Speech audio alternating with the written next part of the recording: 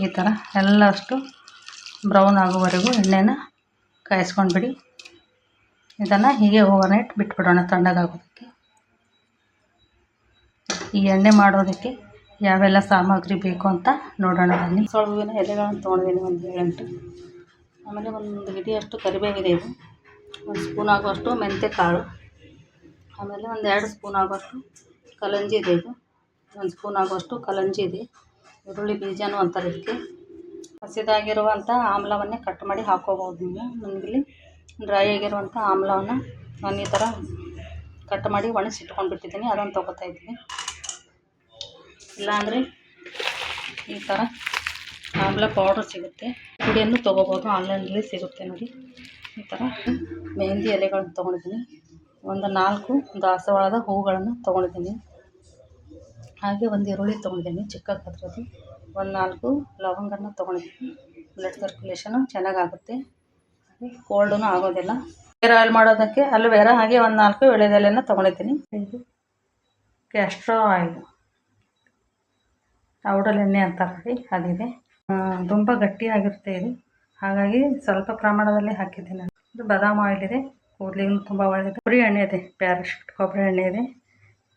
ನಾನು ಜಾಸ್ತಿ ಪ್ರಮಾಣದಲ್ಲಿ ಕೊಬ್ಬರಿ ಎಣ್ಣೆ ತೊಗೊಂಡಿದ್ದೀನಿ. ಬಾಣಲೆಯಲ್ಲಿ ಮೊದಲಿಗೆ ಎಲ್ಲ ಎಣ್ಣೆಗಳನ್ನು ಹಾಕ್ಕೊಂಡ್ಬಿಡೋಣ. ಮೆಂತ್ಯ, ಕಲಂಜಿ, ಆಮೇಲೆ ನೆಲ್ಲಿಕಾಯಿ ಹಾಕ್ಕೊಳ್ಳೋಣ. ಒಂದು 4 ಲವಂಗನ್ನು ಹಾಕ್ಕೊಳ್ಳೋಣ. ಒಂದು 4 ದಾಸವಾಳ ಹೂವನ್ನು ಹಾಕ್ಕೊಳ್ಳೋಣ. ದಾಸವಾಳದ ಎಲೆಯನ್ನು ಹಾಕ್ಕೊಳ್ಳೋಣ. ಕರಿಬೇವನ್ನು ಹಾಕ್ಕೊಳ್ಳೋಣ. ಒಂದು ಚಿಕ್ಕ ಈರುಳ್ಳಿ ಅದನ್ನು ಹಾಕ್ಕೊಳ್ಳೋಣ.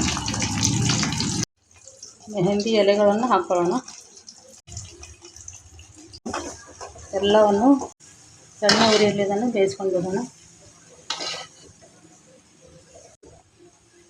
ಫಸ್ಟಿಗೆ ಈ ಥರ ಎಲ್ಲ ಗುರು ಬರುತ್ತೆ, ಈ ಥರ ಎಲ್ಲ ಇದು ಕುದಿಯೋದು ಸಂಪೂರ್ಣ ನಿಂತ ಮೇಲೆ ಗ್ಯಾಸನ್ನು ಆಫ್ ಮಾಡ್ಕೊಳ್ಳೋಣ. ಅಲ್ಲಿವರೆಗೂ ಹಾಗೆ ಕುದಿಸ್ಕೊಳ್ಳೋಣ. ಇದರಲ್ಲಿ ಹಾಕಿರೋ ಎಲ್ಲ ಸಾಮಗ್ರಿಗಳು ಸಂಪೂರ್ಣವಾಗಿ ಕಪ್ಪಾಗುವವರೆಗೆ ಇದನ್ನು ಹೀಗೆ ಕೈ ಆಡುತ್ತಾ ಇದನ್ನು ಸಣ್ಣ ಉರಿಯಲ್ಲಿ ಬೇಯಿಸ್ಕೊಂಡು ಬಿಡೋಣ. ಪೌಡರ್ ಸಿಗುತ್ತೆ ನೋಡಿ, ಈ ಥರ ಭೃಂಗರಾಜ ಚೂರ್ಣ ಅಂತ ಸಿಗುತ್ತೆ. ಇದು ಸಹಿತ ನಾವು ಇದಕ್ಕೆ ಹಾಕಿ, ಈ ಭೃಂಗರಾಜ ಪೌಡ್ರ್ ಕೂಡ ನಾವು ಇದಕ್ಕೆ ಹಾಕೊಳ್ಳೋಣ. ಕೂದಲು ಬ್ಲ್ಯಾಕ್, ಬಿಳಿ ಕೂದಲು ಸಹಿತ ಬರ್ತಾ ಬ್ಲ್ಯಾಕ್ ಆಗುತ್ತೆ, ಹಾಗಾಗಿ ನಾವು ಈ ಭೃಂಗರಾಜ ಪೌಡರನ್ನು ಹಾಕೊಳ್ಳೋಣ. 1 ಸ್ಪೂನ್ ಆಗುವಷ್ಟು. ಬಿಳಿ ಕೂದಲು ಬ್ಲ್ಯಾಕ್ ಆಗೋದಕ್ಕೆ ಸಹಾಯ ಆಗುತ್ತೆ, ಹಾಗೆ ಹೇರ್ ಫಾಲ್ ಕೂಡ ಕಡಿಮೆ ಆಗುತ್ತೆ ಇದರಿಂದ.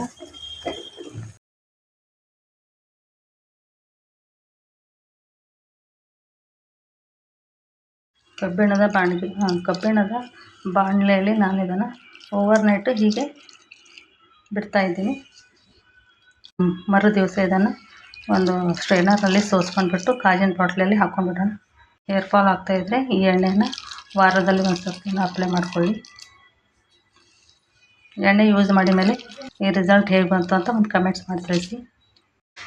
ಓವರ್ನೈಟ್ ಇದನ್ನು ನಾನು ಹೀಗೆ ಬಿಟ್ಟಿದ್ದೀನಿ, ಇದರಲ್ಲಿ ಈ ಥರ ಕಲರ್ ಆಗಿದೆ ನೋಡಿ. ಇದನ್ನು ಒಂದು ಸ್ಟ್ರೈನರ್ನಲ್ಲಿ ಸೋಸ್ಕೊಂಡ್ಬಿಡೋಣ.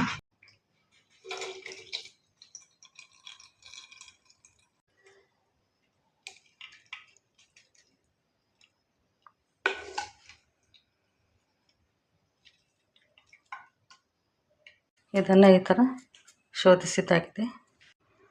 ಕೂದಲು ಬೆಳವಣಿಗೆಗೂ ಸಹ ಇದು ತುಂಬ ಉಪಯೋಗವಾದ ಆಯಿಲ್ ಆಗಿದೆ. ಹೇರ್ ಗ್ರೋತ್ ಕೂಡ ಚೆನ್ನಾಗಾಗುತ್ತೆ. ಈ ಆಯಿಲ್ ಮಾಡುವ ಪದ್ಧತಿ ತಮ್ಮೆಲ್ಲರಿಗೂ ಇಷ್ಟ ಆದರೆ ಒಂದು ಲೈಕ್, ಕಮೆಂಟ್, ಶೇರ್ ಮಾಡಿ. Thank you.